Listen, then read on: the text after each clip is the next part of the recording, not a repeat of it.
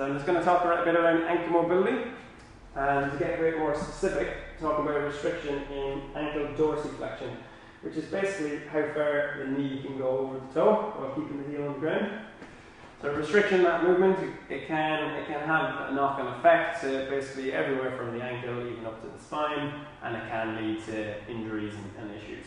So we just want to try and address that. First of all, a lot of people will feel it most if you do have a restriction when you're for example, when you're doing a squat, and some people find that they can't get too low down. Maybe they'll feel like they can get a bit lower on one side, but not as much on the other side.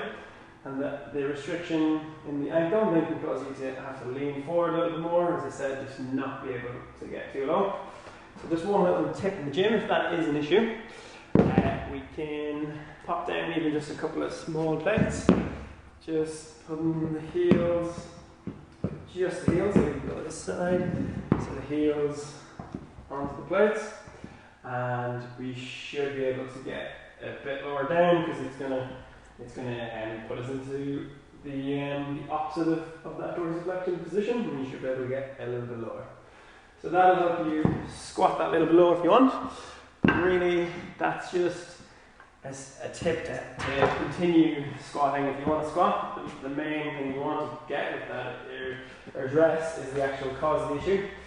So say if that is the restricted movement, we want to try and address that by even just one example is doing a very simple stretch.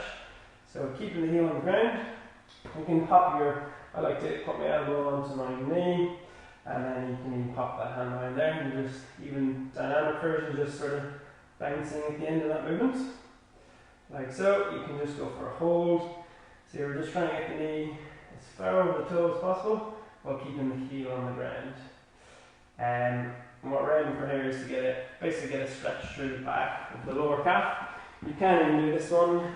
So you can even do that standard calf stretch as well. So literally just like so, and leaning as far forward as possible. What will probably get a little bit better is just by bending that back knee, and then again getting the knee as far forward over the toe as you can, while keeping the heel on the ground. So there's a couple of little stretches. We do have a couple more complex technique with the band. So using a band around our ankle and similar type movements to try and loosen out the joint a little bit more so, but maybe it's a little bit too complex for today's video.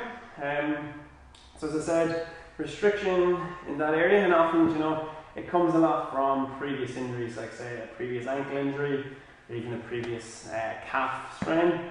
They can have a knock-on effect and lead to restriction in that area.